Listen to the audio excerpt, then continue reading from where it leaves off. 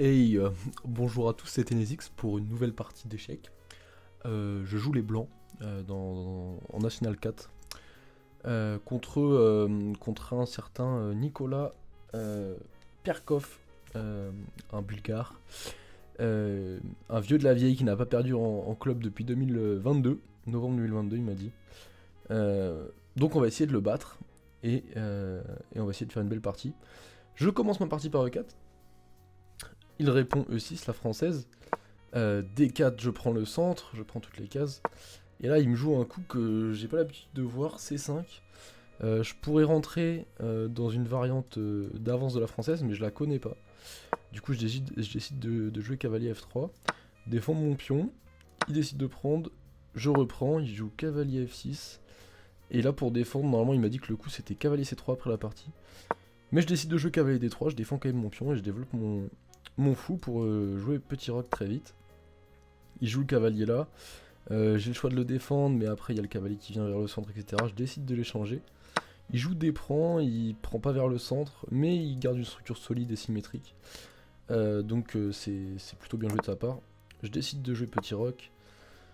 Il pousse son pion pour libérer son fou. C'est bien joué. Ici je vais jouer dame E2 pour préparer mon prochain coup.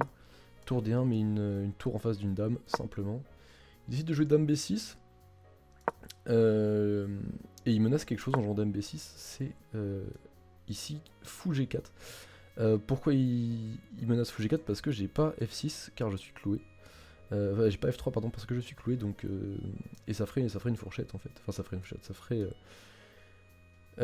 ferait rayon X avec ma dame et ma tour, donc ça prendrait une qualité. C'est pour ça que je joue H3 ici. En plus je me fais une petite case pour mon roi au cas où, c'est toujours utile ce genre de coup. Donc il développe son fou un peu moins loin, c'est bien pour lui. Je joue fou des deux, voilà, je me développe. J'essaye de faire en sorte de trouver des bonnes cases pour mon fou. Enfin pour mon cavalier, et en fait j'empêche la prise en mettant mon cavalier devant. Et ça me permet justement de jouer fou E3, de gagner un temps sur sa dame. C'est pour ça qu'il a reculé en avance. Ensuite il défend son pion avec un petit coup de B6. Je décide de jouer A4, de l'attaquer. Il peut jouer fou B3, enfin fou prend B3, me doubler mes pions, mais ça me donnerait la paire de fous, donc j'étais pas mécontent de ça. Il va pas le faire justement, il va jouer A5, c'est bien joué de sa part. Ça continue avec fou, cavalier D2, pardon. Petit roc, je consolide ma structure.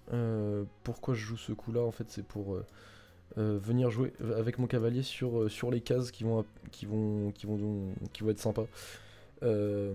Et me permettre de potentiellement aussi de jouer madame ici pour attaquer son pion deux fois. Du coup il décide de jouer C5 pour l'empêcher et faire une structure solide, mais il laisse des trous sur case blanche. L'ordi n'aime pas trop. Je vais jouer mon cavalier, enfin je vais avancer mon cavalier, il va décider de le prendre, mais du coup il donne la paire de fous un peu facilement, et là il décide de tout échanger pour faire une nulle rapide.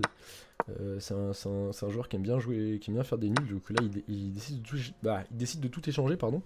Mais j'ai quand même l'avantage de la paire de fous, ce qui me donne un avantage quand même en finale assez conséquent, surtout que c'est le mauvais fou qu'il a. Donc je me dis que je vais quand même la jouer cette finale et essayer de la gagner. Donc là j'essaye en fait de monter mon roi sur les cases blanches qui sont hyper faibles de son côté, pour pouvoir mettre la pression en fait sur cette faiblesse là en B6. C'est le plan de l'ordinateur, c'est le mien aussi. Là j'aurais pu en profiter pour ramener mon roi directement là, c'est pas très bien joué ce coup de fou, fou en D5 en vérité, même si je le trouvais bien placé à cet endroit là. Et là je prépare donc la poussée avec C3 pour B4, et pour venir affaiblir tous ces pions, et avec mon fou en plus et mon roi bien placé, je vais pouvoir manger. Là j'avais peur de pas menacer B4. Surprise prise, je reprenais, mais ça mettait mon roi un peu plus loin que normalement. Je peux vous le montrer, hein, ça donnerait ça. Et du coup je sais pas, mon roi était moyen placé, mais au final j'allais remonter, donc l'ordi trouvait pas de problème. J'ai essayé de fixer ses pions avec H4, mais là il répond très bien en poussant, parce que là je peux pas prendre, il y a mon fou en prise. Donc je décide de prendre le taureau par les cornes, de jouer G4. Et là l'ordi apparemment après fou prend G4 donne nul. Ce qui est pas très logique parce que quand même je suis bien avec mes fous. Mais bon, my bad sur cette finale, j'ai pas forcément très bien joué. Mais il décide de pousser, du coup ça va, je joue fou D2 et je remenace B4 mais en prenant à la suite par le fou.